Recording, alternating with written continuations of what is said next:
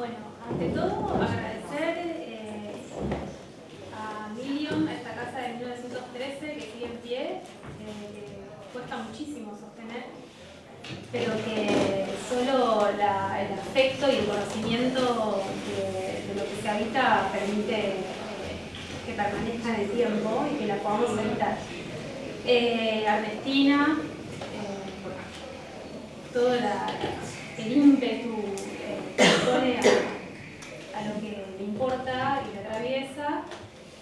Contarles que hay un equipo cada vez más grande detrás de Ilustro para no olvidar, que esta es una parte. Mariana, Kelly está a cargo del ciclo de charlas que conforma parte de la muestra. Esta es la muestra más grande de Ilustro para no olvidar. Hay más de 50 obras expuestas de los 200 archivos ilustrados, de más de 1000 relevos de la ciudadanía que todavía tengo que ilustrar. Yo me tendría que encerrar un año entero a dibujar para llegar a estar al día con las devoluciones, que este es el peor año de devoluciones, para que sepan. Con cambios del código se están acelerando las devoluciones para que después no haya ningún tipo de impedimento para el desarrollo, que después ampliaremos. Gracias a ustedes. Es sumamente importante poder reunir diferentes voces porque la ciudad heterogénea y horizontal está conformada por personas que dedican su vocación a diferentes métiers, pero que sin embargo están conviviendo y existiendo en ciudad y en vínculo todo el tiempo. Así que gracias. Dicho esto, hay 4 charlas programadas. Queremos que surge de esto, la idea es grabarlas, que sea material de consulta, que derive rizomáticamente, como siempre sucede, no lo sabemos, hay un propósito.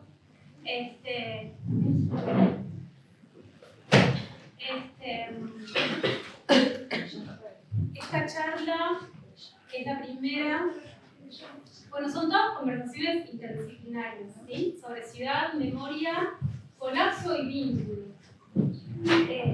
En tiempos donde lo que no produce se descarta y lo que resiste parece obstáculo, este ciclo propone detenerse a pensar la arquitectura como territorio, biología, huella, como espejo y como responsabilidad también. Una de las preguntas que hacemos es qué dice la ciudad de quienes somos. La arquitectura todo el tiempo es una manifestación en materia de que estamos siendo como humanidad. Somos arquitectura, esa es la premisa. Y aún existe la ciudad como solemos imaginar o llamar, o ya estamos viviendo otra cosa.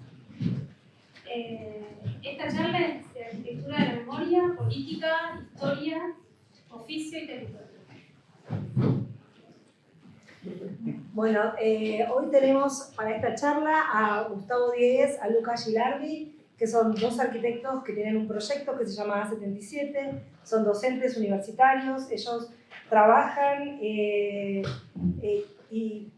arquitectura y disfrutan de la construcción de proyectos con sus propias manos. En sus producciones combinan arte, arquitectura y la sociología del urbanismo, con un particular interés por la reutilización de restos industriales y el reciclaje aplicado a la vivienda experimental, a la formación de instituciones efímeras y a la activación de dinámicas sociales en el espacio público y a la autogestión de espacios culturales.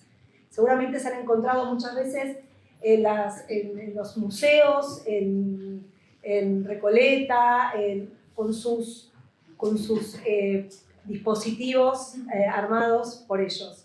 Tenemos al señor Lalomir, que es locutor, difusor, divulgador, curioso y amante del barrio, de la circulación en bicicleta y de sus vecinos.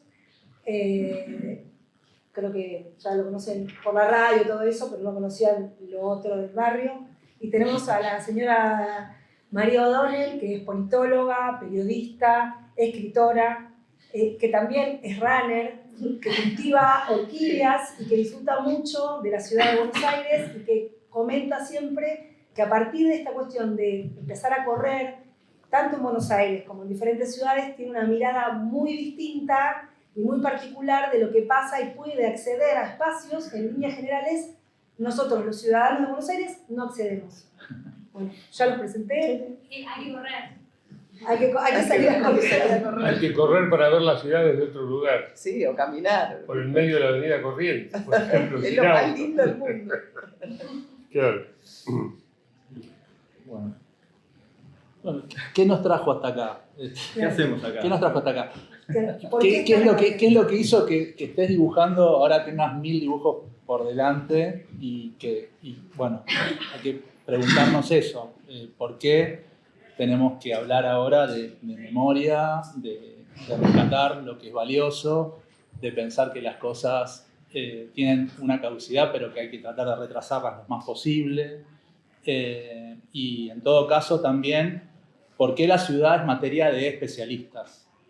¿No? Porque, lo digo desde... Por ahí hay algún estudiante que tenemos ahora que está por aquí que nos escucha y nos se aburre con esto, pero que es una cosa que nos interesa, es que se vuelva una materia pública, ¿no? Que en la escuela secundaria podamos hablar de cómo vivir juntos, o sea, de cuál es el medio en común, cuál es la ciudad. Y me parece que en este tiempo, en donde hay especialistas que hablan de números todo el tiempo, ¿no? Los economistas que te envuelven con una... ¿no? Te dan una señal de cómo es el conocimiento ahora y que los demás tienen que obedecer ese conocimiento, es porque generalmente no está compartido el conocimiento sobre la ciudad, que no es tan difícil. Podríamos pensar una ciudad juntos de alguna forma y eso me parece que tiene mucho que ver con cómo está siendo la educación en términos de la relación de la ciudad con los habitantes, ¿no? En ese sentido. Eso como para empezar a explicar algo, ¿no? Pero me parece que nos da más preguntas que respuestas el hecho de que, lo que contabas antes, que es medio alarmante, que haya más demoliciones que nunca, y que es gravísimo, y que hay un silencio respecto de eso, porque hay otros asuntos que están por delante, que es el bien económico de algunas personas por encima del bien común. Sí. Bueno, yo quería decir, atado a esto que dice Gustavo, bueno, primero felicitarte por el trabajo que haces. Me parece algo increíble. Esto está relevando nuestra arquitectura.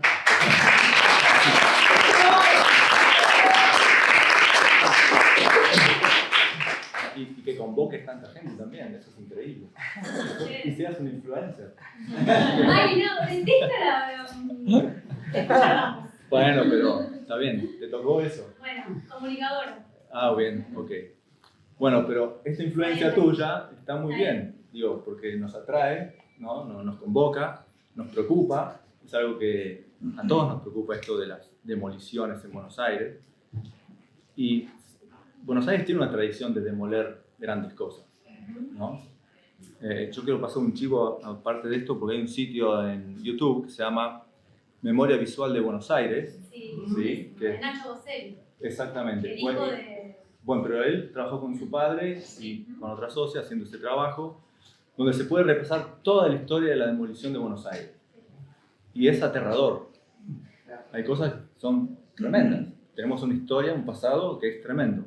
Y está bueno tener una memoria de eso también, todo el tiempo. ¿No? Vos lo sabés, Mariana. Así que bueno, en eso te felicito. Y después con Gustavo hemos hecho varias construcciones como arquitectos. Y siempre son reciclajes de casas antiguas, de PHs. Y una vez nos tocó reciclar un petit hotel en la calle en México 1919.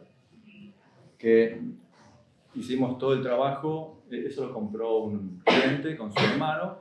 El hermano decidió vivir en la planta baja y arriba había que transformarlo en un par de dúplex para la venta, ¿no? Hacer un negocio. Y hicimos todos los planos municipales, los permisos, toda la historia. Se hizo. Algunos amigos le decían, eso no se va a vender ni loco.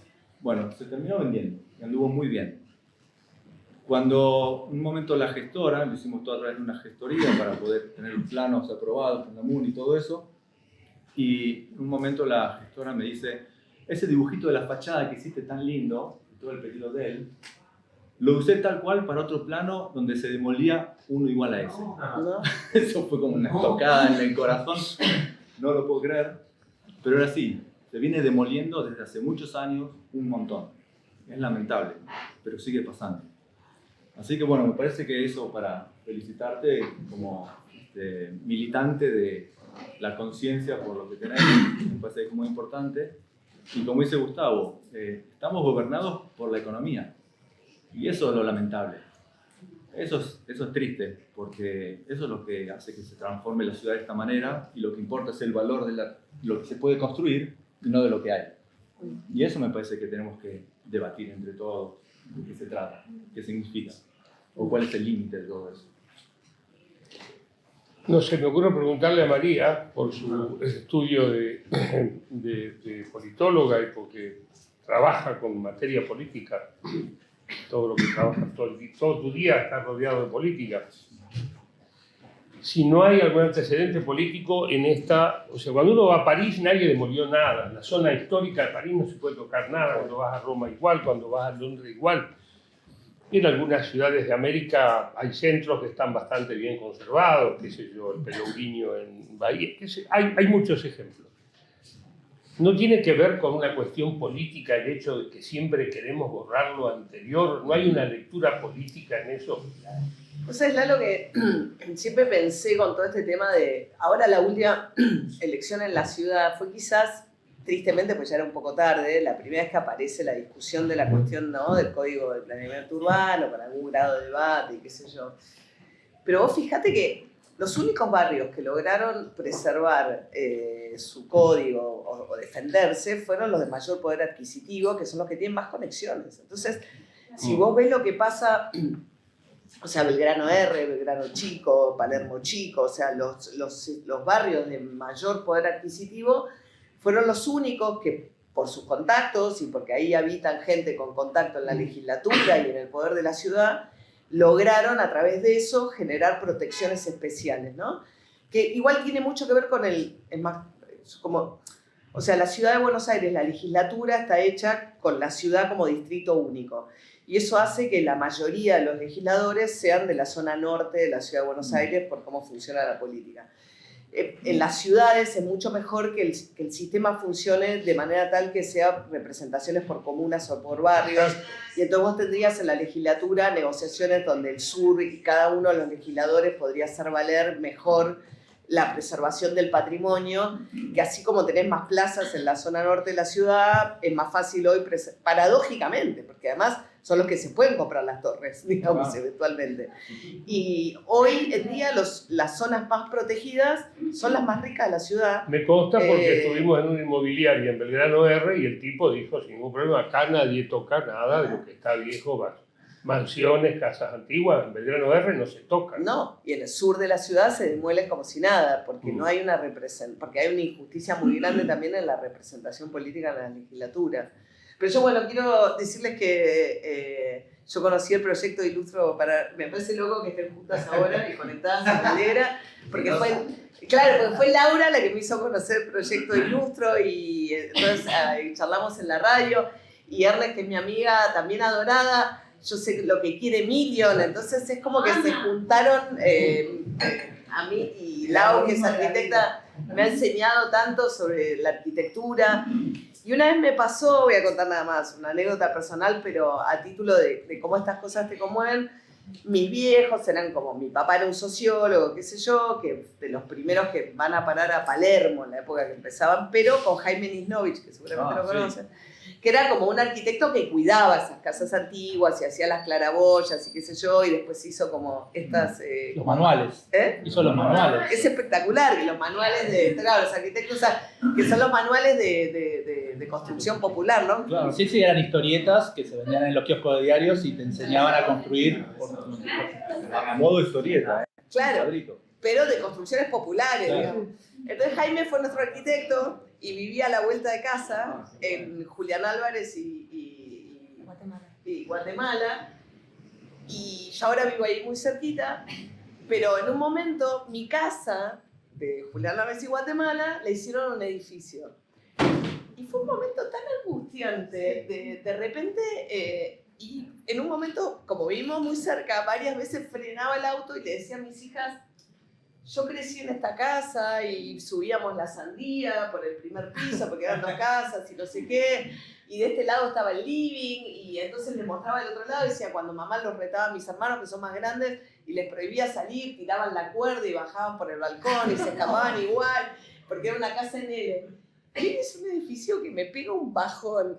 Y mis hijas como tipo, ¿de qué habla? Y entonces como nosotros tenemos una casa, que ahora el código a 5 cuadras habilita casa, le dije, ya van a ver, le digo, ustedes no tienen ninguna conmoción por lo que les estoy contando, pero si ustedes llegan a pasar por el frente de casa y ven un edificio gigante, yo veía las paredes y trataba de explicarles lo que yo había vivido, y me acordaba de lo que me contabas, de cómo cada vez que te pones a dibujar, aparecen esas familias a decirte, che, ahí está mi memoria, está mi historia y una vida, ¿no? Como eso. Así que gracias por tu trabajo.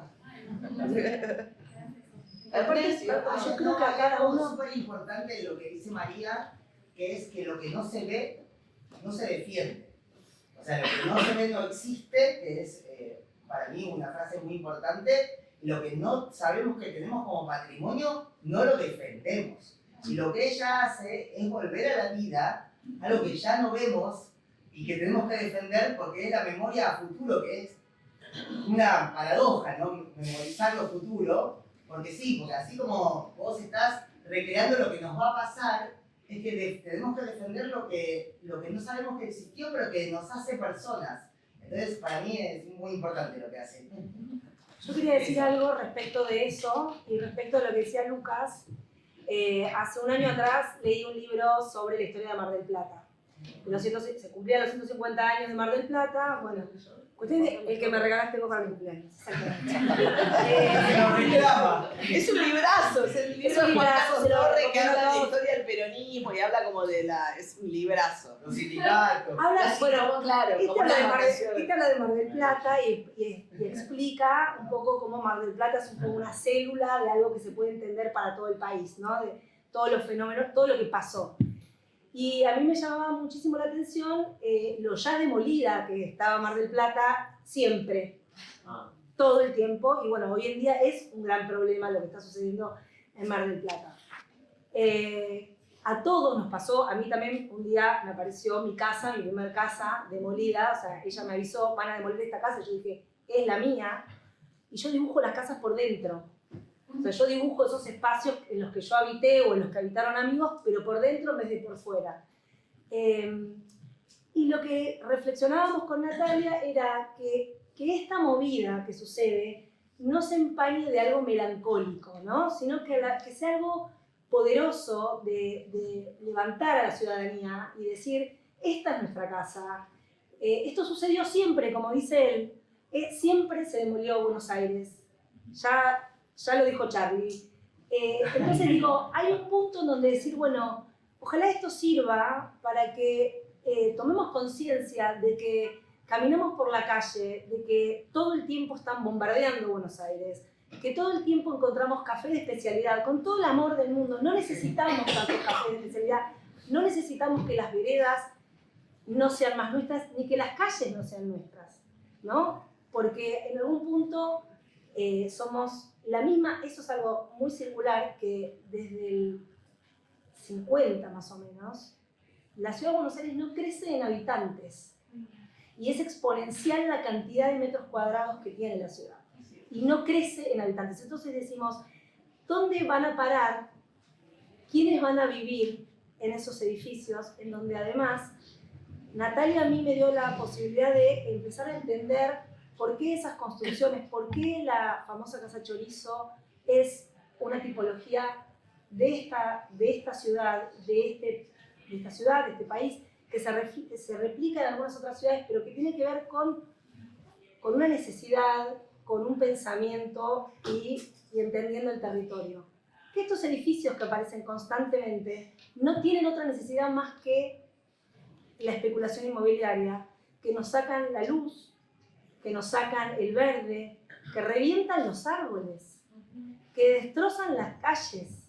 Entonces, digo, está bueno que nos pongamos a pensar en qué ciudad queremos vivir, cómo queremos habitar ese lugar, si queremos conocer a nuestros vecinos, si queremos tener plantas, pájaros y abejas en el jardín. Si queremos tener un pedazo de jardín, y además hay algo muy fuerte, que es que no sabemos cómo va a ser la vida de acá a 10 años, si vamos a necesitar realmente tener espacios verdes, en vez de tener todos estos espacios llenos de hormigón. ¿De dónde vamos a sacar el agua? Y si nos ponemos a pensar que el territorio en donde vivimos es muy similar al territorio que vemos en Tigre, que tenemos una ciudad que está llena de arroyos, que están totalmente entubados, y que eso es un problema que late todo el tiempo, porque los arroyos son algo vivo.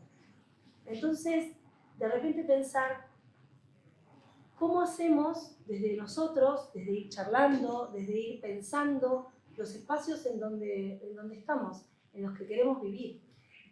Pero no para llorar lo que no está, sino para construir algo maravilloso para el futuro, ¿no? Para pensar eso. Hay una cosa que decías recién que es un poco la punta del iceberg de por qué estamos ahora con este fenómeno de construcción, que es que generalmente cuando gana un diagnóstico, por ejemplo, la ciudad no está totalmente poblada, hace mucho que no crece en población, entonces eso habilita que luego digan, no, tenemos que ser una ciudad en vez de 3 millones, de 6 millones. Y eso habilita que luego se genere un código que digan, bueno, entonces ahora con este código vamos a poder construir. Y eso habilita que luego, en vez de ser viviendas para personas que tal vez lo necesiten, sea reserva de valor de gente que está especulando con el ladrillo.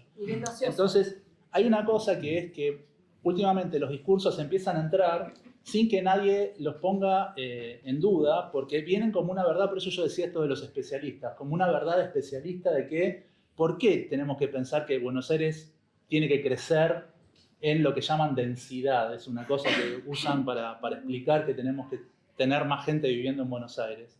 Y precisamente para que entre el negocio desde algún lugar. Y generalmente es porque estos discursos se empiezan a instalar como se instalan otros discursos que a nosotros por ahí nos convencen y que nos hacen pensar que las cosas van a cambiar porque esos discursos empiezan a ser el sentido común.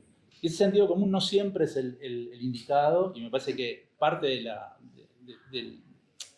del estado en el que estamos ahora respecto a haber habilitado ese código urbanístico tiene que ver con haber dado como verdad que Buenos Aires tenga que crecer en cantidad de metros y en cantidad de gente habitándola. Nosotros hace unos años hicimos una performance que era el redactor del código urbanístico se arrepiente y dice las 5 verdades del urbanismo, ¿no? Que era un tipo, que era un actor que empezaba a hablar de estos sentidos comunes que quería instalar, ¿no? Como que quería decir, bueno, acá tienen que vivir, no, 3 millones, no, 6 millones, no, 6 millones, sí, vamos a vivir 6 millones. Entonces el tipo empezaba a decir lo que fue el código y era como una forma también de visibilizar cómo entra el discurso a la fuerza, ¿no? Cómo empiezan a entrar las verdades como sentidos comunes que no son necesarios. Sí, también para pensar esto del código. El código se supone que es algo que hacemos entre todos. Como dice María, algunos tienen más influencia que otros. No, digo, eso me parece que es un tema para revisar. Digo, si estamos todos discutiendo el código, ¿en qué momento se decidió que toda la ciudad tiene que levantarse X metros? ¿De dónde salió? ¿Esto porque falta meter gente en la capital? ¿Es verdad eso? Yo creo que eso forma parte de un concepto que se desparrama por el mundo, que está atado a lo digital, a lo binario, a gobernar por decreto. Hoy estamos viendo que los que mandan en el mundo gobiernan, esto lo digo yo y ya está. Y la democracia no era eso en principio, era un tema de debate, ¿no? Entre todos armamos un código. Y una vez que haces un código, para que se modifique, tienen que pasar cosas muy importantes. O sea, no es cada 4 años, porque este código nuevo fue cambiado hace unos pocos años. 3 o 4 años.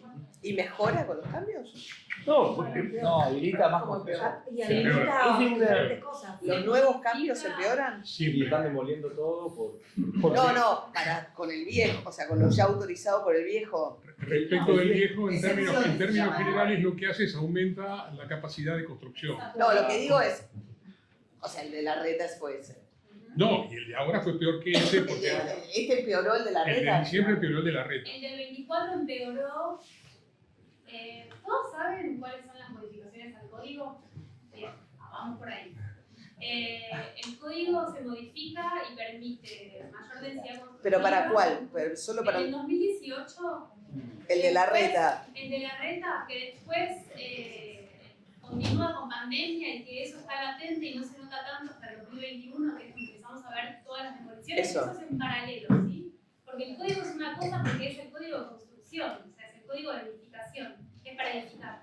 Pero para edificar necesitan terrenos. Y ahí eso va de la mano. Eso va de la mano del permiso de demoliciones que jamás estuvo tan fingiendo demencia. En esta reunión de consorcio de la ciudad de Buenos Ah, Aires estamos. ah, Porque hablo de esta reunión de consorcio. Es mentira, las reuniones de consorcio son pequeñas argentinas. Obvio. Sí, sí. Yo fui presidenta del consorcio hace un montón de tiempo, pero claramente lo que está diciendo es así. Para que haya construcción hay demolición, no hay otra forma. Porque el territorio estaba construido y el tejido estaba consolidado, ¿sí? Entonces, esta idea de que teníamos que ser más hacinados. Primero tenemos que ser menos. Y además primero tenemos que estar conectados con la biología de nuestra vida. O sea, entender qué necesitamos para poder vivir en condiciones de confort y de salud. Necesitamos primero nosotros ser los que somos capaces de decidir qué acciones diarias vamos a ejecutar para generar ciudad. Porque todo lo que estamos hablando tiene que ver con decisiones específicas de poder desde el turno. Todas las demoliciones que se dieron hasta ahora tuvieron que ver con poderes de turno que por decreto decidieron qué tenía valor y qué no. Y eso nos pone a nosotros en una condición pasiva. La idea de estas charlas y de todo lo que devenga tiene que ver con empezar a tomar las riendas desde los aspectos más ínfimos que nos parezcan que son semillas grandiosas, porque todas las decisiones que tomamos constantemente son arquitectura, que devienen en la ciudad. Si de repente vos tenés idea de que si te mudás a una pajarera, como le dice la gente, con amenities, pero no recibís la luz mínima para generar una condición de ciclo circadiano biológica para digerir, entonces por ahí no te mudás a ese lugar y decidís encontrar un pH y de repente decidís vincularte más horizontalmente con tu vecindad. Son decisiones que tienen que ver con el día a día. O de repente elegir vivir en una casa que plantee un limonero que le permita al que pasa por afuera entender que la piel que estás planteando de tu cuerpo interno, porque somos arquitectura, también le propone algo al espacio público, porque le está hablando al espacio público, porque no se mete para adentro. Entonces, una de las cuestiones, y la destrucción es patológica, porque la muerte es nada que tiene movimiento, muere. Todo lo que se estanca, se pudre. Sí. O sea, nosotros sabemos que esto también va a morir en algún momento. Por eso la pregunta de qué muerte le damos a nuestra memoria es tan importante. Porque lo que está pasando ahora es violento. Por eso nos irrumpe. Porque la destrucción no es necesaria, es inducida. Entonces, ahí es donde tal vez el silencio nos toma o entendemos que somos muy pequeños para poder combatir esta monstruosidad de los poderes concentrados, pero en realidad no. Y es ahí donde tenemos que despertar y tomar las riendas, porque realmente no, pero somos un montón más además. La situación de preservar, de valorar, tiene que ver con entender quiénes somos para poder proyectar quiénes vamos a ser. Si no quedamos en un limbo, es como agarrar un árbol, cortarle las raíces y la copa se cae, chicos, o sea, se cae la copa. Sin las raíces no hay copa. Y la copa es el futuro, está todo el tiempo floreciendo. No es que son las mismas hojas de hace 5.000 años. Entonces, ese concepto me parece potente. Y la raíz sostiene porque el árbol sabe qué es, sabe si es una pica, si es un fresno, si es un palo borracho, ¿sí? Entiende quién es, puede proyectar. Acá lo importante, y acá los invito a traer también la práctica y a ustedes también, porque después van a tener que intervenir, no somos pasivos. ¿Cómo hacen arquitectura todos los días? ¿Qué movimientos diarios generan, proponen o no proponen arquitectura. Ustedes la tienen más fácil, ¿no? Pero bueno, estas acciones donde salen de la casa propia a la casa grande y estos tejidos invisibles que se dan todo el tiempo, yo a mis hijos les digo, miren, vamos por esta calle y el bondi pasa por acá y Marta pasa por acá y Juan pasa por acá y son todos tejidos y todo el tiempo estamos tejiendo, pero si nos vemos, si no nos vemos es muy difícil conformar ese tejido. Entonces, No, los arquitectos. Dale, dale. Yo creo que hay que aclarar algo, disculpame, en relación a lo que preguntabas vos, que tiene que ver con que existe un código, pero la aplicación del código, como pasa con muchas otras cosas en este bendito país, es muy relativo. Porque a la par del código de la reta, había también convenios urbanísticos por los cuales alguien, ante determinadas cuestiones o poniendo plata, podía conseguir que le aumentaran la capacidad constructiva. Claro. De manera legal, ¿eh? O sea, en otras épocas era de una manera un poco más oscura, pero ahora ya eso estaba inscrito en la normativa vigente. Entonces está todo el sistema armado para que aquello con lo que vos crees que podés contar para defender algo, en realidad no funcione. Es decir, está pasando ahora con el puente de Ciudad de la Paz, que está catalogado, pero están haciendo lo imposible desde hace 2 meses para lograr que el Consejo Asesor de Asuntos Patrimoniales lo descatalogue para poder demolerlo. Es decir, estos son los mecanismos que en realidad no están tan expuestos a la luz, pero que cuando uno opera en la realidad del patrimonio, aparecen, y aparecen todo el tiempo. Entonces, son otras cuestiones que a veces uno puede pensar, bueno, esto está catalogado, ya está, se salvó. No. La realidad es que pueden pasar muchísimas cosas, porque las catalogaciones son endebles, porque el mayor porcentaje de edificios catalogados tienen la menor protección, que lo único que protege es la fachada. Entonces vos empezás a ver muchos edificios donde le construyeron cosas arriba y solo quedó la fachada en pie. Hay una serie de cuestiones que pasan, además tomadas de una manera a partir del proceso de falsa participación.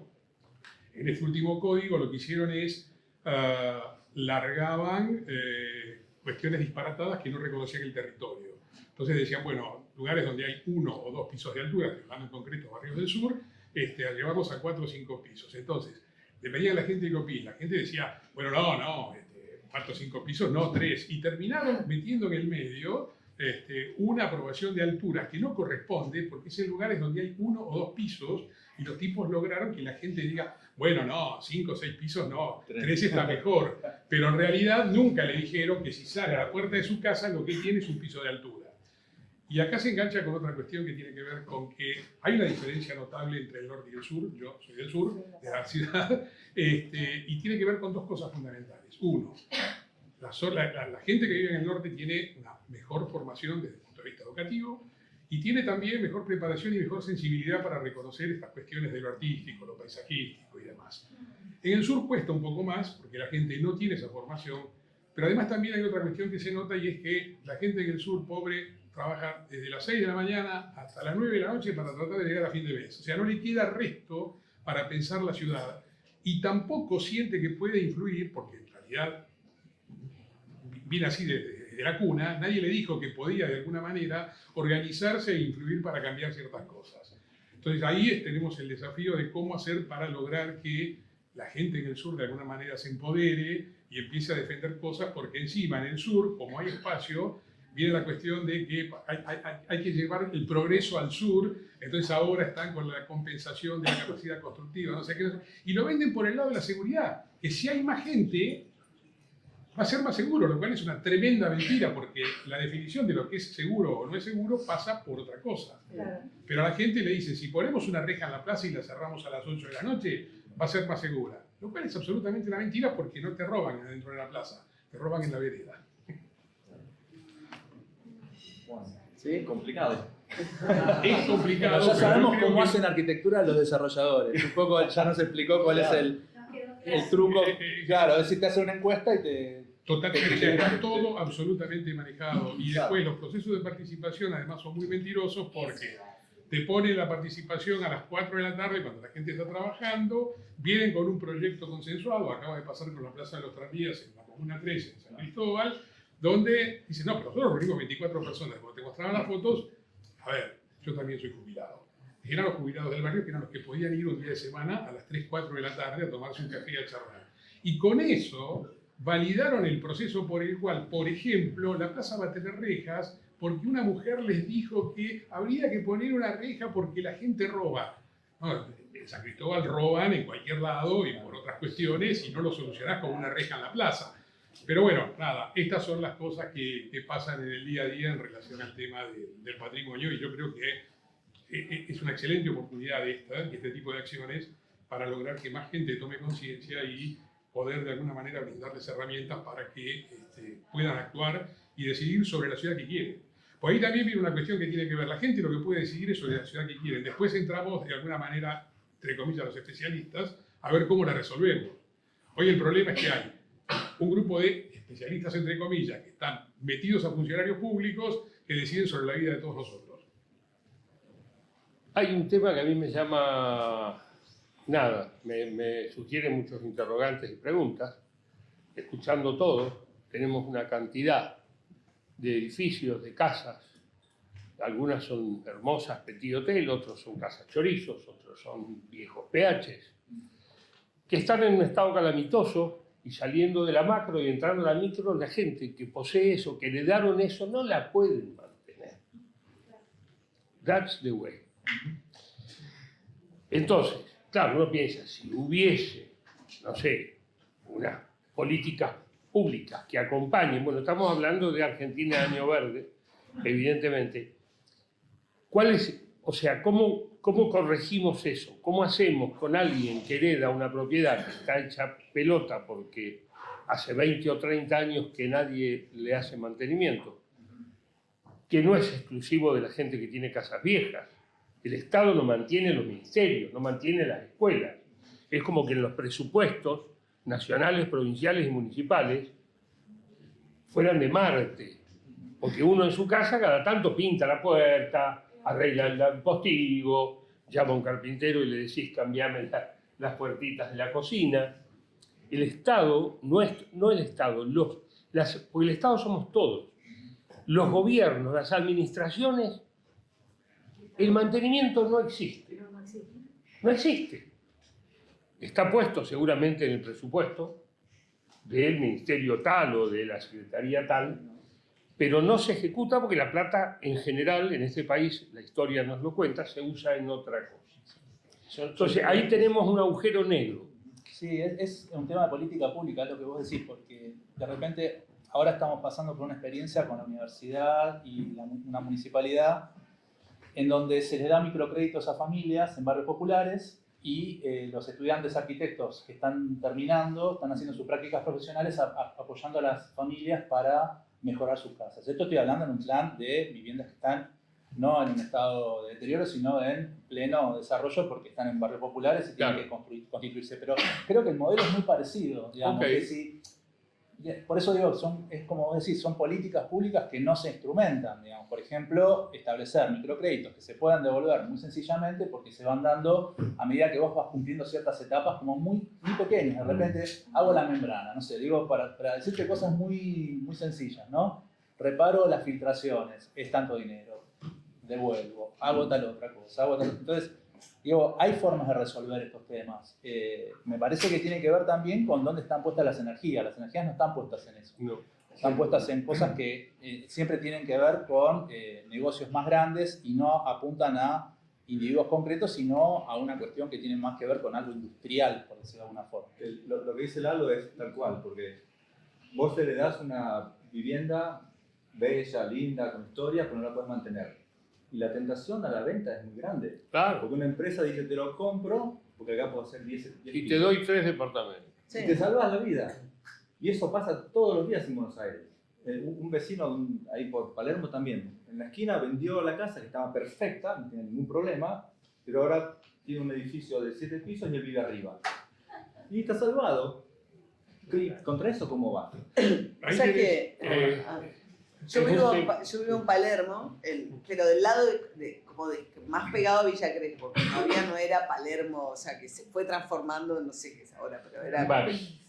Sí, pero es nuevo, que fueron llegando los bares de a poco desde que nosotros... Cervecería. Y cuando vino la pandemia, en un momento me pide una nota anfibia y ahí fue re lindo porque conocí mucho más a mis vecinos y entonces empecé a hacer como una nota de mi barrio, mi cuadra, mi manzana.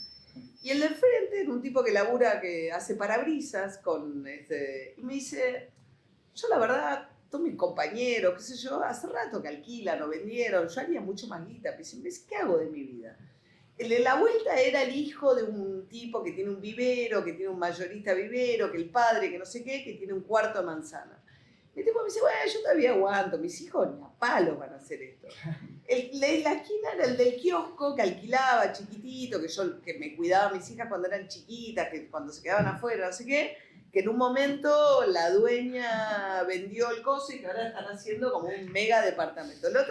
Y de repente todos tenían como ese dilema, ¿entendés? O alquilo, en la otra esquina era un taller mecánico toda la vida, que todos lo conocíamos, que qué sé yo, que en un momento vino una pizzería, le cosó el lugar, y el tipo puso un cartel y dijo, no doy más, ya está, no puedo seguir pagando esto que me están pidiendo. Entonces era como tipo, cómo iba cambiando el barrio, todos estos que decían, bueno, yo por ahí aguanto, podría alquilarlo, venderlo y haría mucho más guita, pero ¿qué haría de mi vida? Pero la próxima generación seguro que lo remata y hace otra cosa.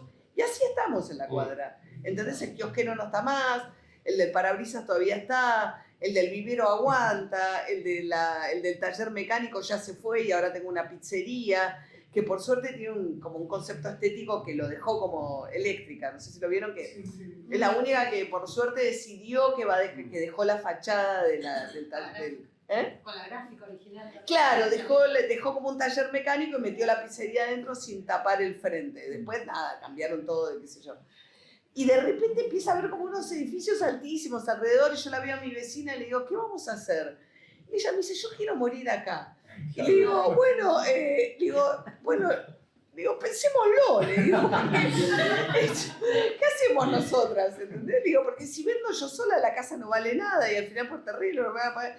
Digo, entonces nos miramos, y entonces estamos todos los de la cuadra en un estado de liberación permanente, con nuestras ganas de seguir viviendo ahí y el miedo. Y además, si me siguen haciendo edificios alrededor, ya tampoco quiero seguir viviendo ahí, ¿viste? Pero eso en realidad no tiene que ver porque sean casas o sean casas antiguas. Tiene que ver porque el código permite esa especulación con el terreno. Porque si no, alguien esa casa antigua la vendería y la compraría a otra persona con dinero para arreglarla. Ahora, les cuento otra que tiene que ver con nuestros funcionarios.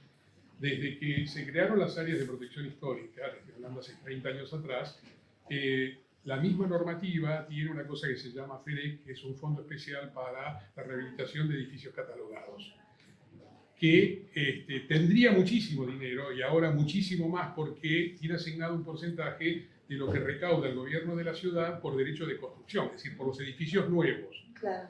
¿Pero por qué esa plata no está disponible? Porque ningún funcionario de ningún signo político de hace 30 años para acá reglamentó la norma. Ahí tenés. Bueno, lo que pasa con la plata del BID que llega al CONICET, pero la usa el gobierno nacional. No se la dan al O sea, CONICET. tenemos un tema con los funcionarios que son los que terminan decidiendo sobre el bien común como si fuera una cuestión Pero de... por eso, Marcelo, yo insisto que en realidad, para mí, la jugada es ser conscientes de quiénes vamos a ser viviendo en esos lugares. Porque entonces, donde vos tomás perspectiva, tenés la posibilidad de elegir. Y entonces, el verso de que el cielo es tuyo dura menos tiempo. ¿Me explico? ¿Quiénes vamos a ser viviendo hacinados en 10 años en túneles de sombra? Con amenities, pero con Con amenities. amenities. Digo, porque si no, siempre siguen los discursos, y eso también es binario, Sí, claro. del Estado y nosotros. Somos nosotros siempre, porque el Estado es una proyección de quienes somos también. Sí, sí. No nos hagamos los onzos en ese sentido. Entonces, como sea, creo que siempre estamos hablando de conductas humanas, de conciencia, de capacidad de elección, de poder de decisión, porque el poder de decisión es de cada uno, dentro de lo posible. Y de ser también conscientes de qué necesitamos para poder vivir de manera más saludable. Entonces, si si yo soy más consciente, y esto va a llevar mucho tiempo porque es una cuestión de educación, si yo soy más consciente de que me sirve pisar la tierra o tener un pedazo de cielo o entender el ciclo del día, y si soy consciente de que si Javier no abre la carnicería, Javier es una persona de 80, Javier existe de verdad, hoy me saqué una foto con Javier. Javier, sacate una foto conmigo, y estaba el tipo en su carnicería de almacén, estaba contento porque el tipo tiene algo para hacer. ¿Y qué hacemos con lo viejo? ¿Qué hacemos con la vejez? Javier, si no va a abrir su carnicería, no existe, porque toda su vida está metida en la carnicería, y Javier, por muchos años de Javier, pero hay que ir a comprarle a Javier para que siga abierto, ¿se entiende? Entonces, tío, estos vínculos y este vínculo con nosotros mismos lo tenemos que cultivar en educación en el tiempo que corre. Porque si entendemos eso, y si yo entiendo que si me mudo a un piso 25, que veo el río, pero bueno, y el resto, bueno, que se fije qué hace, pero yo me conseguí uno de 25, pero no condice con mi biología, y después me quedo sola, y en realidad es una crónica de muerte anunciada también. Y ahí es donde tenemos una carta que no estamos viendo, dentro de las decisiones. Y todo este discurso acompaña a que los oficios no existen más. Y eso es una gran mentira. Lo que está publicitado y contado es lo que conviene, ¿sí? Nosotros nos enteramos un montón de todos los pozos para inversión, pero no nos enteramos de dónde está el parquetista, dónde está el yesero. Ernestina, ¿cuánto te costó llevar adelante? Para restaurar esta casa fue imposible. ¿Tenías una no había oficios oficios que accesibles? pudieran entender cómo hacer el piso, la mansarda, lo que fuera un yesero, un marmolero, un vidriero, lo que es el oficio, ¿no? Que se aprende haciendo además. Y eso en este momento no es una disposición. Y esto, perdón, fue en el año 99, porque somos muy buenos para ver cuándo abrir un lugar. En el año 99, después 2000, 2001, 2002, todo explotó. No, intuición absoluta. Intuición absoluta, somos así muy genios. Y el menemismo había destrozado lo que era el oficio, ¿no? Privatizado, absolutamente había negado todo lo que era el oficio. Y para nosotros fue muy difícil encontrar gente que pudiera entender lo que era un piso de roble de eslabonia, parece superficial, pero no lo es. Porque ahí es donde nos comunicamos y donde hoy nos estamos encontrando, en definitiva. Estamos acá, reunidos en este lugar, que hoy podría ser un lugar demolido. Entonces, para mí hay una resistencia en este lugar que tiene que ver con abrir una puerta de una casa, que es una casa de todos. Y no encontrábamos quién pudiera hacer este trabajo.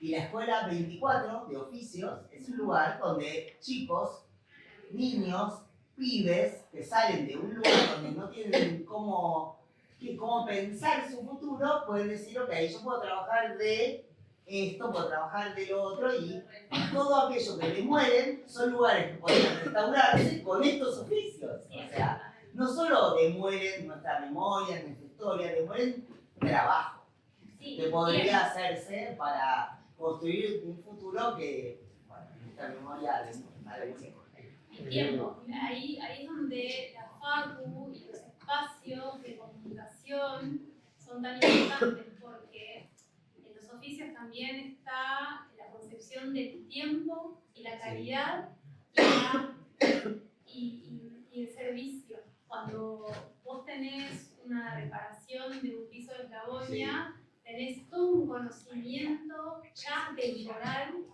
y un tiempo puesto en el laburo. Bueno, Gonzalo, vos tenés idea absoluta de los procesos. Pero pará, procesos lentos hoy es revolucionario. En este mundo, los procesos lentos, que son los Estaba intentando oficios. levantar la mano mucho tiempo antes. Yo creo que tenemos, primero, un problema de identidad. Exacto. Digamos, cuando resolvamos el problema de identidad, vamos a poder resolver todo esto que no vamos a volver a hablar de los códigos, de la política. No, obviamente que todo es político. No, te van a contar. porque digamos, de ahí cuando hablamos de oficios, Morris, Raskin y todo esto, ¿no? Pero lo que digo es, primero, tendríamos que saber qué queremos. Lo que queremos está todo claro. Queremos que no se destruya más, bien, pero eso lo tenemos que enseñar. Lo tenemos que enseñar a contar. En las escuelas por ahí es más difícil, pero mi hijo, que lo tengo acá atrás, acá al lado, estudia arquitectura y tiene la fortuna de haberse criado dentro de mi taller. Entonces, él dice que va a ser un arquitecto, pero no del tipo de arquitectos que no nos gusta a nosotros. Vamos. Bien.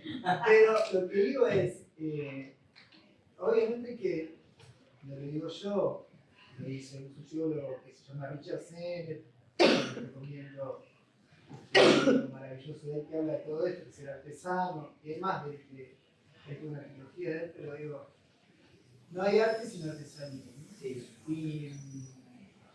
Y a partir de ahí, de lo que significa en ese sentido el oficio, es donde empezamos a tener una identidad. Porque yo estudié de carrera, estudié en la facultad y siempre supe que nunca me iba a recibir de ninguna porque para mí era una cuestión de observador. Yo siempre les contaba a mis alumnos que tardé mucho en aceptar que era una persona mayor porque no tenía nada especial que contar. Ahora sí tengo un montón de cosas que contar, sé por dónde.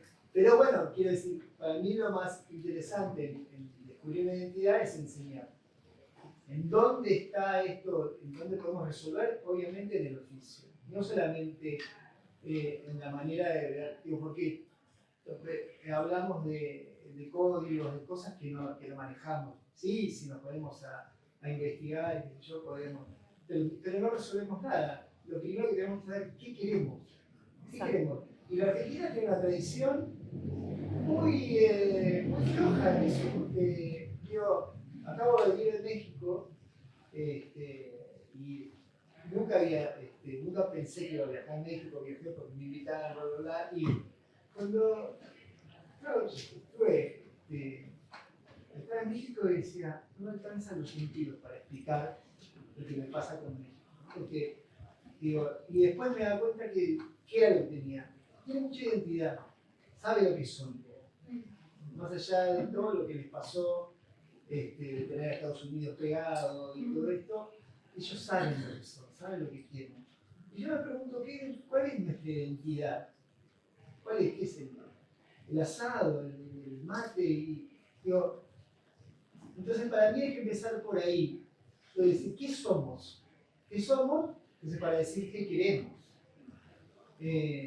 Yo, desde el lugar, sí, insisto con los oficios porque, pasa esto que vos decís, Natalia, que te entrega otra cosa. Te regala el tiempo, te lo vuelve a regalar. Con tiempo puedes pensar. Es lo que no sé. Y sentir.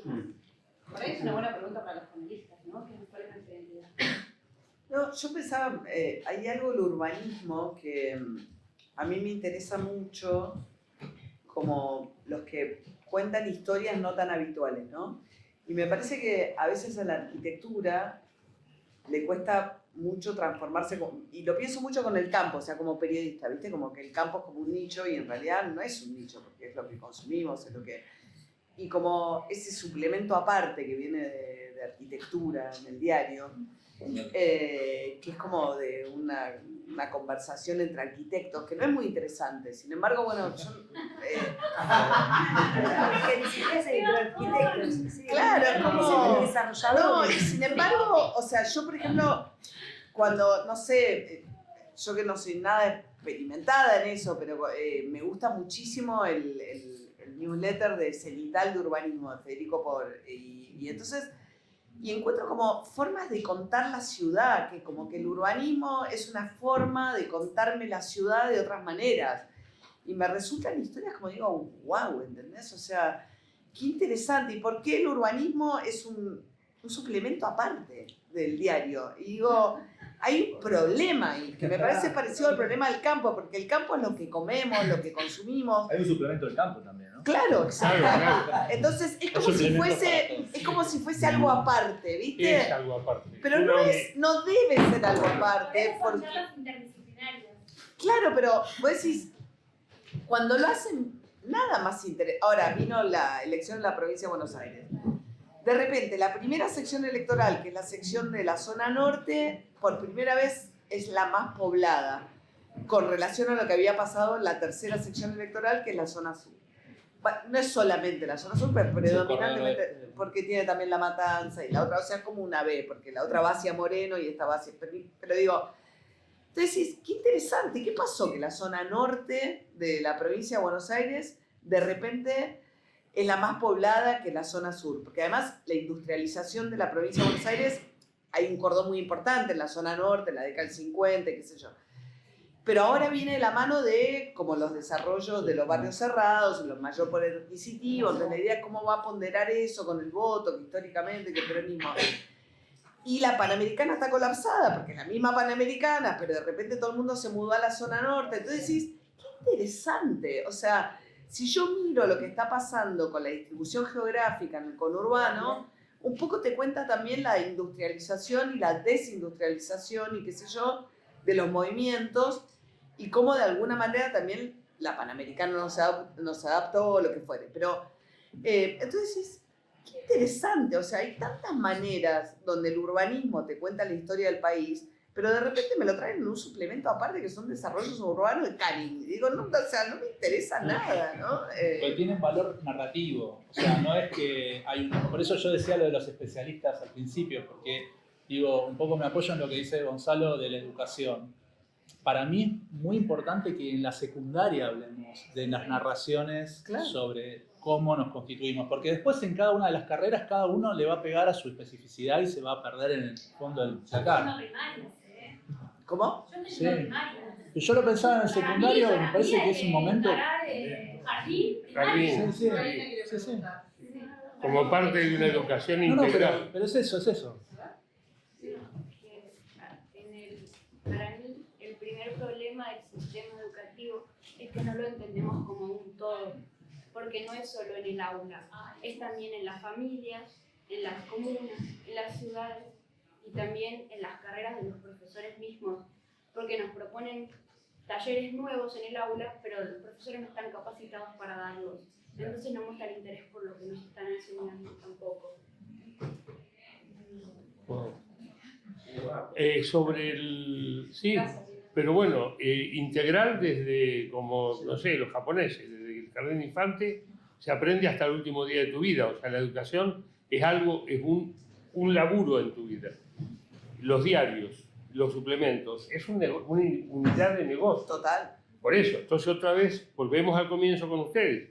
Es decir, manda el dinero y alguien le dice al que maneja el diario, che, estamos teniendo muchos avisos de, bueno, abrí un suplemento del campo, abrí un suplemento de la construcción, abrí un suplemento de bicicleta, abrí un suplemento, ¿no? De runners. Y de esa manera, yo voy a contradecir. No te metas con los runners. No, se metió con los runners. Hasta que se metió con No la... le voy a permitir. Bueno, hay una educación dirigida ahí en eso. Claro. Vivimos en una educación dirigida. Entonces tenemos que tomar la responsabilidad de decir, no, bueno, vamos por el lado, directamente. Y yo, una universidad oficial. ¿No? Yo la escribí hace 10 años universidad oficial y la dejé en un poder.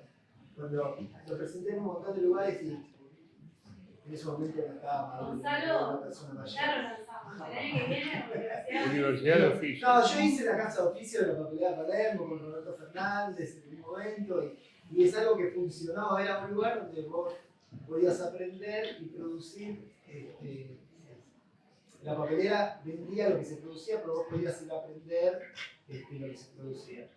Funcionaba bien, no hay duda de que eso funciona, ha funcionado en todo. Digo, en Inglaterra la carrera se llama Art and Craft, se sigue llamando así, quiere decir, y después cada uno va dirigiendo esos oficios que más les gusta, pero lo que digo, lo que nos tenemos que devolver es el tiempo para pensar. Sí, Nos pasa total. con nuestros hijos, eso es una lucha constante. Sí. Pero bueno, no sé a partir de dónde se empieza, pero me parece que... Ya empezamos. No, sí, sí. Me parece que estas cosas hay que ampliarlas, tomarlas. Sí, tomen nota porque arrancó acá y no sabemos dónde termina. Pero además hay varias charlas que tienen que ver con lo que vos estabas diciendo antes, que es muy interesante, sobre quiénes somos, qué somos. Cuando yo nombraba lo del libro de Mar del Plata, también hay una cosa muy contundente de la argentinidad, que es pluricultural y que nos tenemos que pensar y tal vez desarrollar una arquitectura propia, que ya hay muchos arquitectos que han charlado y han hecho tratados y han conversado sobre eso, pero que hay algo muy fuerte que es el mercado. Entonces, contra el mercado es muy difícil ir, pero está bueno ser conscientes. Natalia empezó con Ilustro, con esto del tiempo, caminando la ciudad y viendo a partir de... Es otro tiempo, que no lo tenemos. Acá la señora... La del cuarto B. Por el tema de las goteras. Quiero tomar algo que dijo María Orones cuando se... Quinto A. Quinto A soy yo. No, vos Da la calle, da la calle. vos sos no ve. No ve. Porque María dijo... Yo me siento que no ven. Por Dios. María dijo algo del suplemento y para mí cuando hay un suplemento es importantísimo porque hay que crear un suplemento porque es tan importante Ya la palabra lo dice. que hay que hablar de eso muy puntualmente. Eso se llama el suplemento. Pero voy a citar a Eladia Blasquez porque la tengo que tener acá, se me pone la piel de gallina porque citaste el sur, María, y cito el norte. ¿Y qué voy del sur al norte? El río.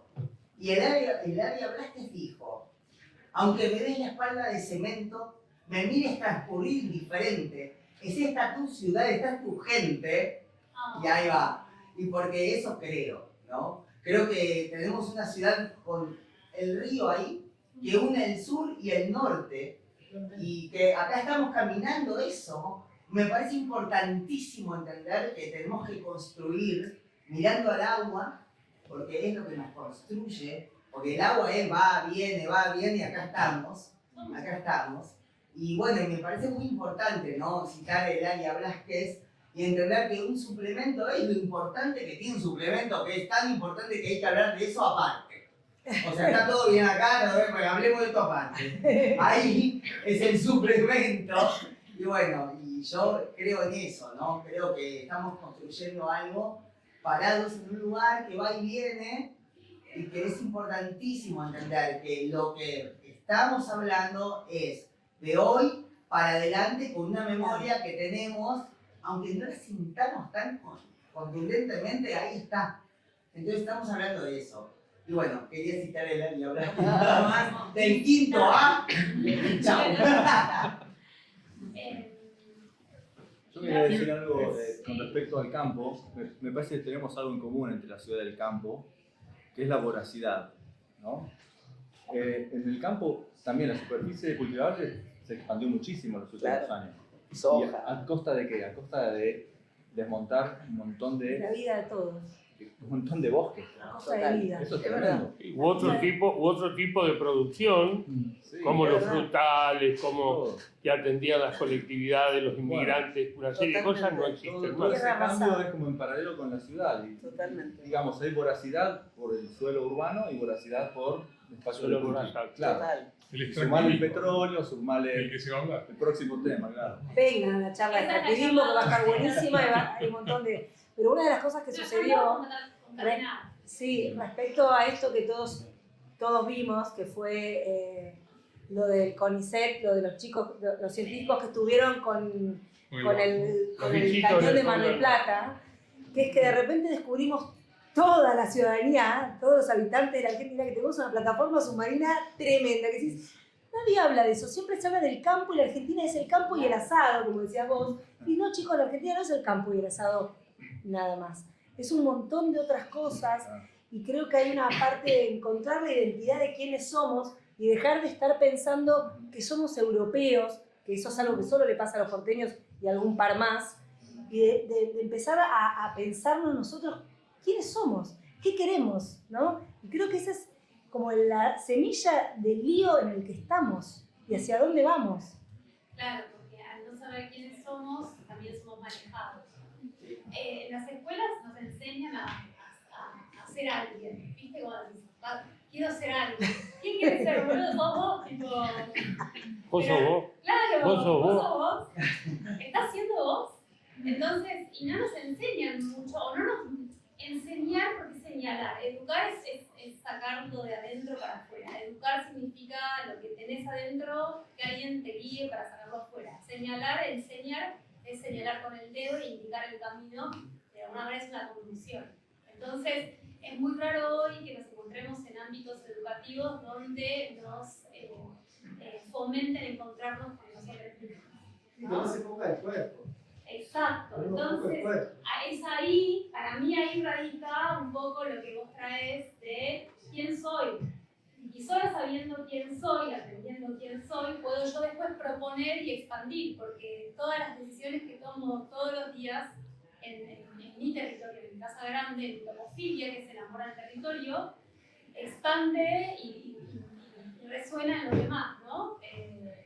Entonces, creo que ese es un laburo que tenemos que hacer, de entender quiénes somos y cómo queremos ser, cómo queremos vivir para después estar constantemente decidiendo la arquitectura, porque yo estoy convencida de que somos arquitectura, nuestro cuerpo es arquitectura, ¿o no?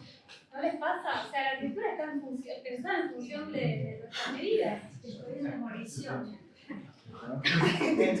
fueras casa chorizo, me encantaría. Sí, está bien. Marce, ¿vos querés lucirte? ¿Quieres lucirse como patrimonialista? Siempre fui. La casa chorizo es una tipología propia rioplatense. En realidad es una interpretación de las personas que llegan a Buenos Aires. Primero quiero que entendamos que quienes somos una nueva cultura. No sé si esto lo sienten ustedes. Es una nueva cultura porque es una propuesta multicultural la nuestra, que lejos de separar, integra las culturas. Acá estamos, no sé, yo tengo ascendencia armenia y me imagino que acá deben haber 1000 O francesa. exacto, o sea, 1000 nacionalidades diferentes, pero nacimos acá, somos en Villa. Entre todos proponemos una ciudad diferente y multicultural, y la arquitectura de Buenos Aires, esa narrativa poética que tiene la multiplicidad de tipologías, es única en el mundo. Quien pudo viajar o visitar por Google Earth otras ciudades, se da cuenta que a veces hay una consecuencia de arquitecturas que son muy similares. Llega un momento de que la monotonía te quema un poco la cabeza. Y acá tenés de todo. Y porque somos de todo. Pero eso también es una nueva cultura. Esa es una cultura en sí misma, pero no la estamos viendo todavía. Y antes de verla la estamos construyendo.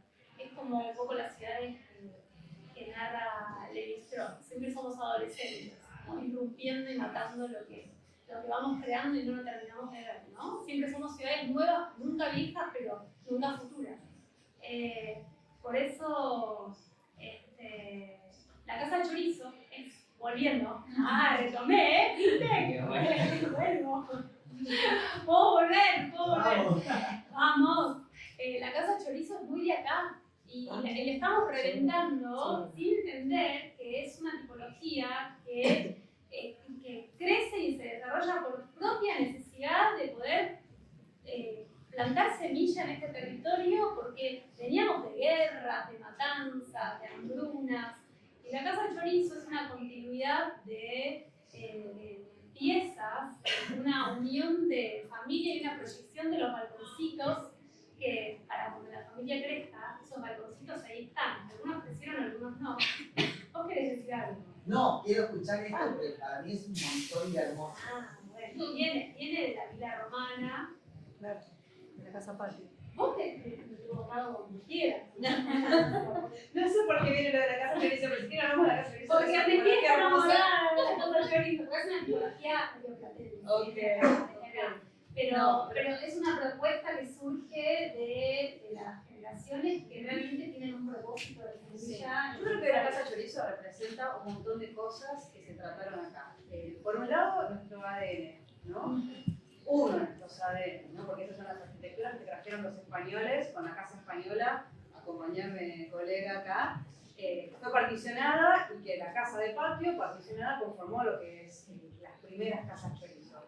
Y que eso después se convirtió en una estrategia de hacer ciudad, en una repetición de salas una detrás de la otra, que era lo que la tecnología del momento permitía, que estaban iluminadas y ventiladas por un patio. Que podían construir ellos mismos. Y que podían construir ellos mismos ya con tecnologías de la post-revolución industrial, porque ya había metal, estaban las columnas, había una tecnología importante, no era una arquitectura rudimentaria como la que hicieron los españoles solamente con teja, adobe o paja. Entonces, la Casa Chorizo nos representa, y creo que nos representa hoy, porque si nos preguntamos qué somos, también nos tiene que gustar lo que somos. Porque si no nos gusta, apuntamos por otro lado. Entonces, si nuestros modelos cambian, nuestros modelos de habitar, nuestros modelos de funcionar, nuestros modelos estéticos, formales, expresivos, y si ustedes se imaginaran lo que hoy se enseña en las facultades de arquitectura, se mueren porque se enseñan complementos, porque se ve la arquitectura del consumo también, que tuvo que ver con un determinado momento de la historia donde el pasado era un error, donde las casas no ventilaban, no iluminaban, no había intimidad. Entonces, para mí, hacer todo ese recorrido histórico de transformación de las ciudades, de lo que somos como personas, de cómo nos relacionamos, cómo habitamos, cómo si vamos al baño adentro, afuera, cómo circulamos adentro de una casa, de la habitación en la habitación, bueno, todo eso cambió. Creo que lo que no cambió del todo es nuestra manera de sacarle el jugo a eso que es del pasado y reconvertirlo en algo para el futuro. Entonces, si esta casa, desde el principio de 1900, puede ser un restaurante, puede ser una tienda, puede ser un lugar de encuentro, un lugar fabuloso, donde está pasando lo que está pasando, cómo una casa chorizo no se va a convertir en un montón de cosas. Lo que está faltando es la capacidad intelectual, reflexiva, proyectual, de encuentro y de discusión para que eso sea algo vivo. Porque es mucho más fácil demolerlo y hacer una cosa de cero. Sí, mucho más fácil. En 2 minutos, ¿o no? Igual yo creo que creo que es ingenuo pensar que solamente, o sea, tengo como esta pregunta, ¿no? De que es demoler porque voy a hacer. Yo creo que también hay un conglomerado de ideas y de cuestiones que llamo colonialismo, que tiene que ver con las nuevas arquitecturas. Es un nuevo colonialismo. Entonces, que todo el tiempo haya edificios en construcción en donde todas las palabras sean en inglés. Tenemos una sociedad indignada por el uso de la E, pero nadie tiene ningún problema con decir Buenos Aires ciudad. Y nadie tiene problema con decir showroom y amenities y cosas que nosotros no sabíamos que necesitábamos. No necesitamos laundry. Yo viví 5 años. 3 años en mundos abiertos. Yo viví 5 años en Nueva York, que fue una ciudad que a mí me llamó la atención porque la conocí cuando fui a vivir ahí.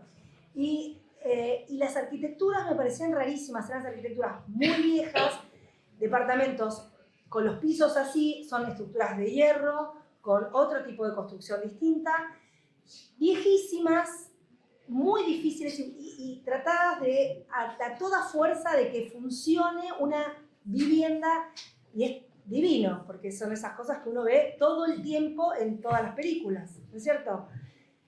Y uno ve todo el tiempo brownstone, lo que conoce del brownstone, que es como un petit hotel, que en realidad se han dividido en 3, 4, 5 viviendas, en donde algunas son tremendas, porque vos estás en el basement, vos no ves, no tenés luz jamás, pero son viviendas que se han dividido. Me pregunto hoy en Buenos Aires, a la vuelta de mi casa hay una casa preciosa en la calle Kramer, y verá que está en venta en el mercado por $600.000. Es una casa maravillosa, que está muy bien adentro. De película, la del taxi. Yo, hablando con Natalia, decía, acá hay un problema, la subdivisión es cara, hay que hacer nuevas escrituras. Entonces decíamos, cuando yo te escuchaba vos con lo que ustedes han hecho, digo, qué maravilla, porque eso sucedió en la ciudad de Nueva York. Más allá que la ciudad de Nueva York, arquitectónicamente, no es nada interesante al lado de Buenos Aires. Discúlpenme, vengan de a uno, pero no hay nada interesante. son unas veredas de porquería, no tienen árboles, o sea, es muy distinta la idea de cómo es una ciudad y cómo es habitar. Uno vive en departamentos hacinados, no existe el balcón, o sea, es realmente algo tremendo. Pero digo, si hubiera una política pública en donde a esas personas, por ejemplo, que tienen heredadas esas viviendas que no pueden mantener, les dan la posibilidad de poder subdividir gratis, porque es patrimonio, una casa que es patrimonio, que no se la dejan vender porque es patrimonio, una casa que es patrimonio no paga un montón, o sea, supuestamente no paga impuesto inmobiliario. Entonces, que puedan subdividir eso, que una casa se vuelva a repensar, porque ustedes imagínense esta casa. Hoy es inviable que una persona o una familia viva en esta casa. Claro, Entonces, decir, bueno, ¿cómo se puede hacer, no? Para poder implementar, no sé, pero es una cuestión de conversación, es de sentarse. Sí, y eso requiere participación ciudadana. ¿Y para qué, no? También, Bien. ¿para qué la vamos a dividir? ¿Qué va a pasar acá cuando se divide? La ética. Sí. Yo quiero pedir un aplauso para mi mamá, que está resistiendo con una casa nacionalista.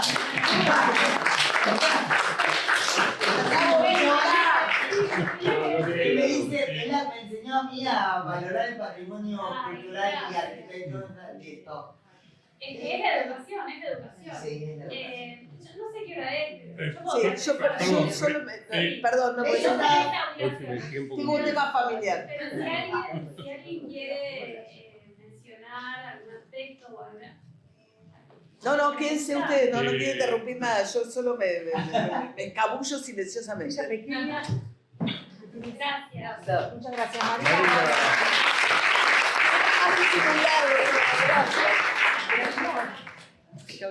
Espera que tengo acá el... No, ese teléfono...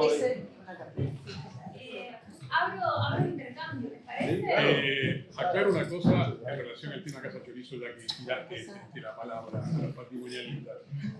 Ahí aparece de nuevo una cuestión de código, porque tiene que ver con que la Casa Chorizo en realidad viene montada en terreno de 866, donde ya no se podía construir la casa completa. Entonces, ahí hay una situación donde reglamentariamente se habilita algo que antes no existía, que obliga de alguna forma a construir una casa chorizo. Después, la otra cuestión es que la casa chorizo hoy puede ser muchas cosas, pero también puede seguir siendo una casa.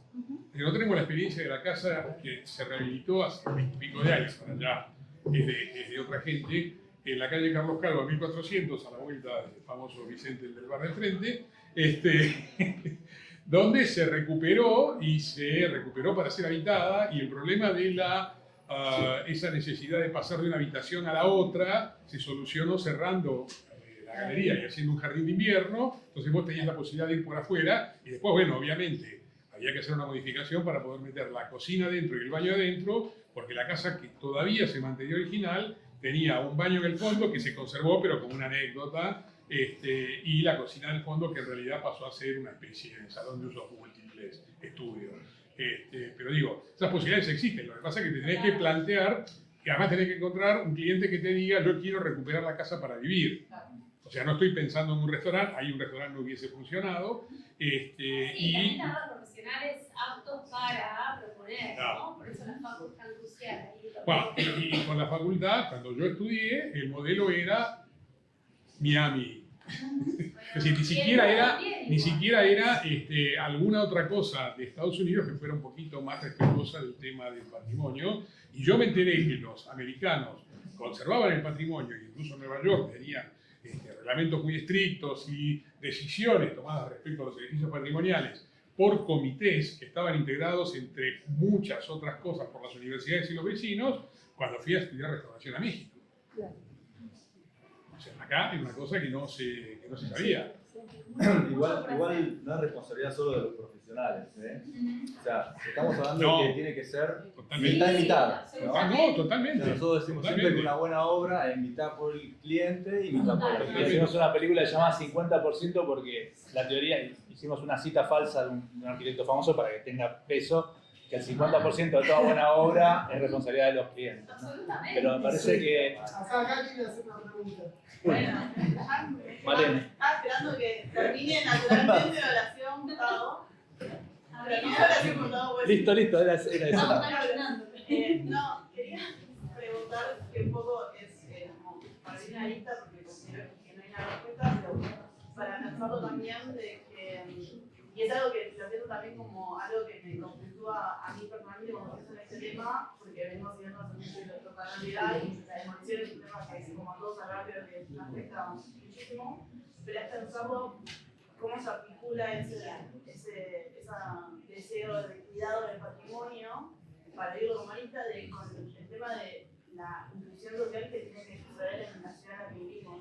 En especial entendiendo que la mayor parte del patrimonio que le damos está en general en cierto, o sea, es este tipo de patrimonio que jamás inició o sea, no era inclusivo, digamos, era de la alta, era auspiciado por familias muy acaudaladas. Entonces, ¿cómo lograr en algún punto también como entender que obviamente ni siquiera es donde está la discusión ahora la discusión está entre esto y por ahí especulación financiera que estoy diciendo para el mismo clase social, pero otro tipo de arquitectura, pero para pensarlo, ¿no? Cómo se afecta, cómo se vincula con ese tema que tiene la ciudad hace mucho de la inclusión social que no... Bueno, tiene que ver con el acceso a la vivienda, ¿no? Sí. Y tiene que ver con, disculpa Gonzalo, pero voy a hablar de normativas, pero porque principalmente, digamos, hubo una ley, o hay una ley ahora, que es la 341, que es la ley de las cooperativas, ¿no? Que se fue desfinanciando, se fue pinchando, se fue desarmando medio a propósito, pero que logró, por ejemplo, hacer el conjunto del Molino o el conjunto de la Fábrica, que es del MOI, el Movimiento de Ocupantes Inquilinos, que son conjuntos sobre cascos patrimoniales industriales o lugares industriales en la zona de Barracas, en áreas centrales de la ciudad, donde el suelo empieza a tener como más valor que ir a la periferia y demás, que son ejemplos para mí virtuosos, en el sentido de que hay una fórmula de trabajo asociado para hacer un conjunto de viviendas entre personas, pares, que arman un negocio todas juntas, en donde el Estado le financia esa obra y termina de repente teniendo acceso a suelo público o suelo accesible en zonas no tan periféricas.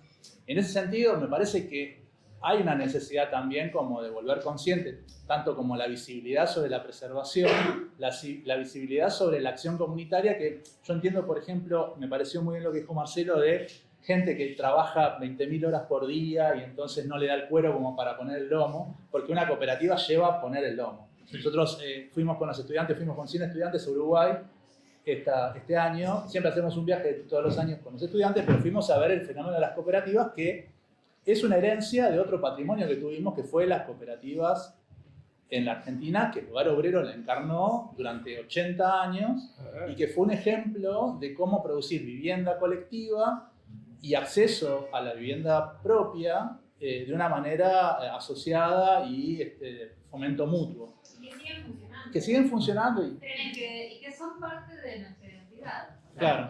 La identidad argentina y la porteña son colectivas y ese es el problema. Esa es la trampa, porque ahora está pensando uno en su ambiente. Exacto. Que también es una parte del plan, ¿no? Como la fragmentación. Digo, donde se fragmentan no sos.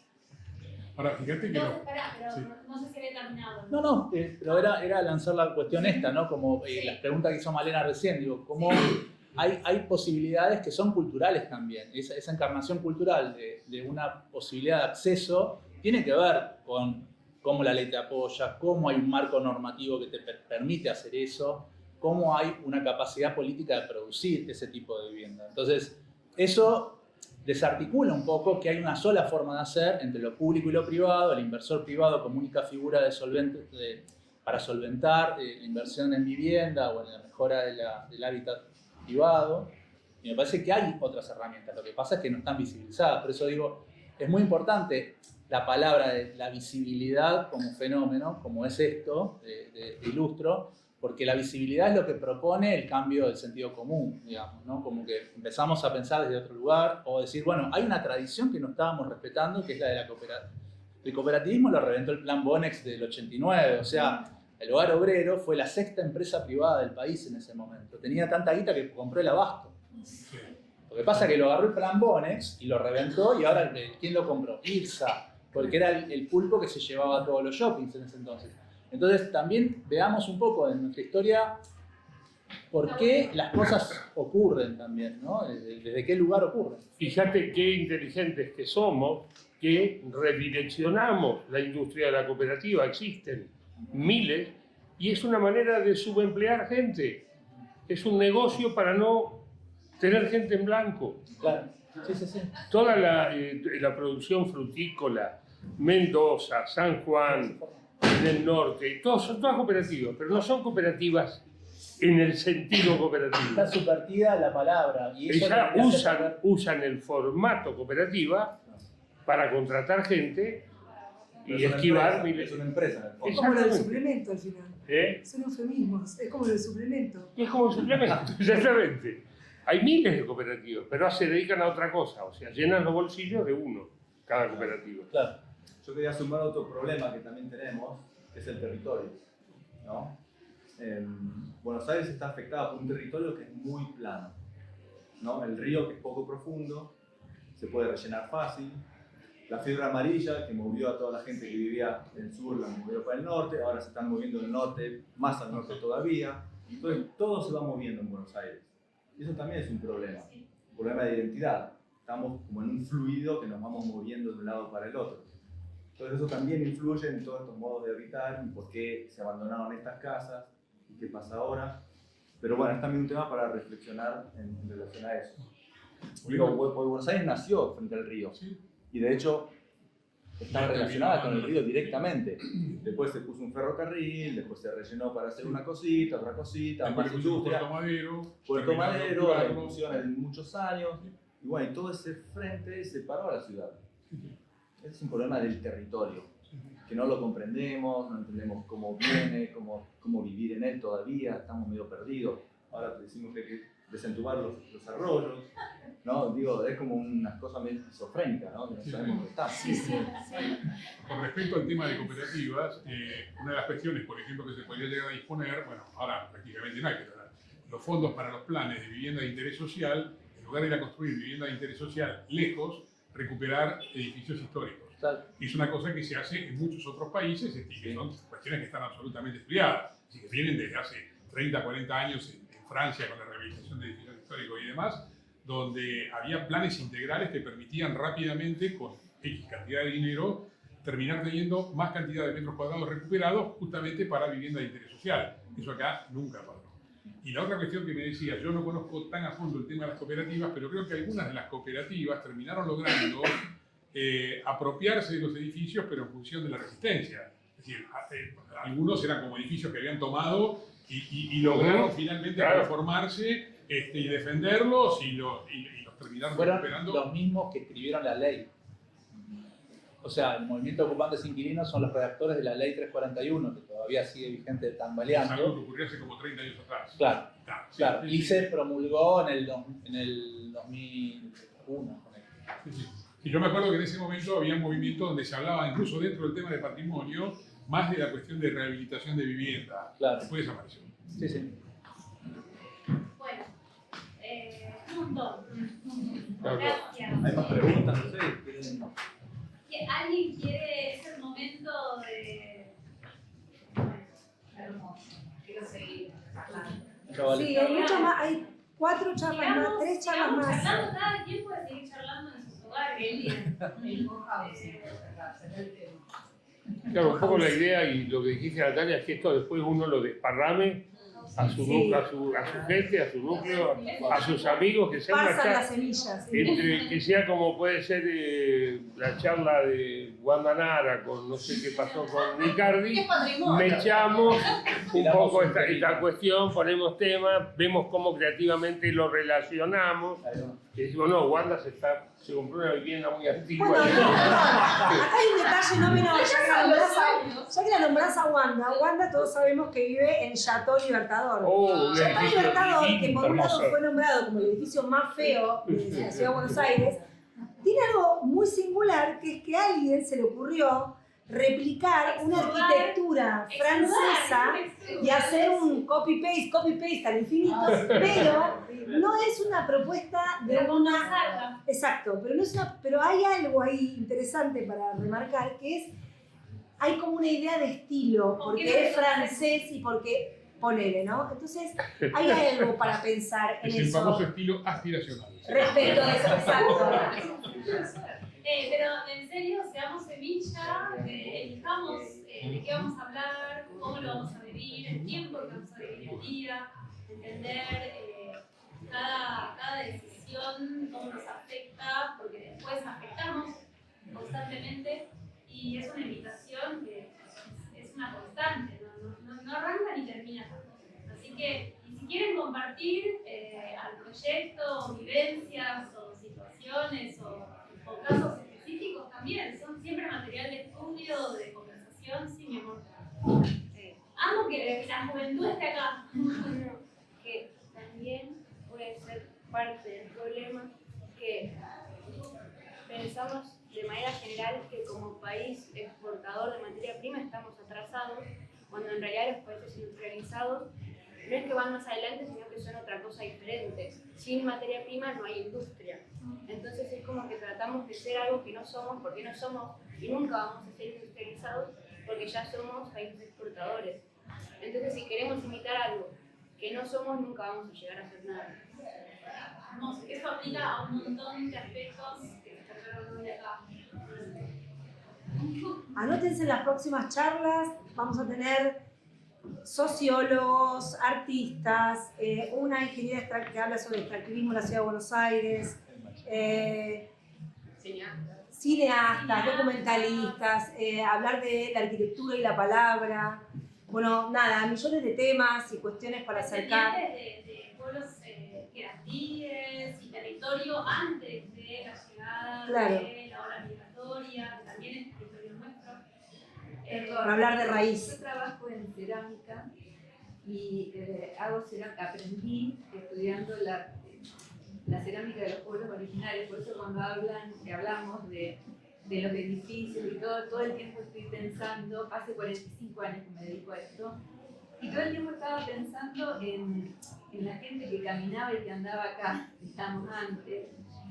Y hablando de la cuestión identitaria, es fundamental ir un poco más atrás también, porque, no sé, yo hace 45 años que a mí me llegó una olla de los pueblos querandíes, y cuando tuve la posibilidad de reproducirla, estuve una semana, la arqueología experimental es eso, es reproducir, y entendí que esa persona hace más de 1000 años nunca trabajó en relación de distancia con el objeto, sino que estuvo todo el tiempo acá. Cómo fue poniendo palitos para determinar una guarda, cuando entendí que esa guarda estaba desarrollada a partir de una línea horizontal. Yo crecí en la llanura bonaerense y para nosotros el horizonte, para mis hermanos y para mí, era el juego de que nunca alcanzábamos, era esa utopía que nunca se alcanza. Y hablando de los oficios de lo identitario, digamos, para mí es fundamental eso también, como bueno, entender de que somos una construcción más antigua de cuando llegamos, digamos. Bueno, tenés que venir a la charla en la que va a venir Amarí Borbalán, que es descendiente, y es ceramista también, y ella es descendiente de querandíes. Claro. Sí, eso que hacen ustedes de dibujar, yo lo hago con los tiestos. Todos los tiestos los voy dibujando, voy pueblito por pueblito buscando y llevando a las escuelas.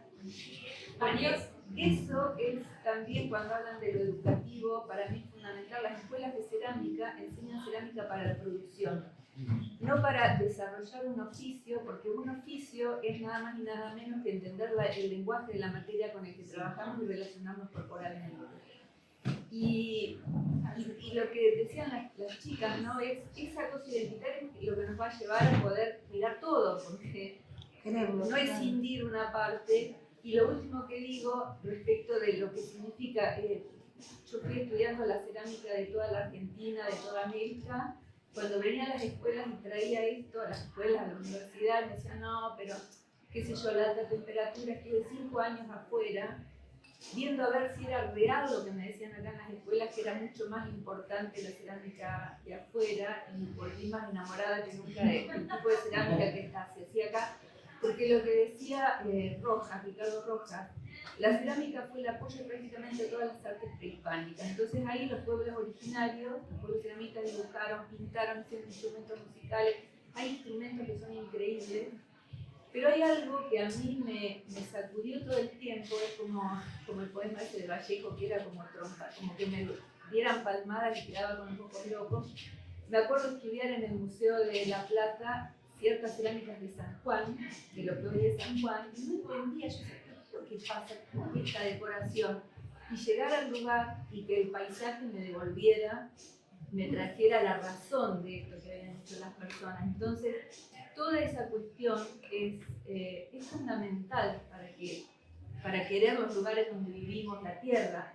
Yo trabajo con arcillas que están a 70 metros de profundidad, acá donde nosotros vivimos, ¿no? Entonces, me parece que es como necesario toda esta cuestión, ¿no? Y entender que una escuela no tiene que ser un lugar donde te enseñan a producir y a competir con los chinos, o en arquitectura no sé qué cosa, ¿no? No es competencia, sino cooperación. Y cuando trabajás en esto en el norte, me tocó mucho viajar, y que la gente, digamos, a ver, cuando construyeron las casas de, ¿cómo son estos bloques de cemento y chapa, y no al adobe? Así, pero yo trabajo en San Juan con mujeres que viven en casas que los terremotos no les hacen nada, y son casas de adobe construidas por tus abuelos.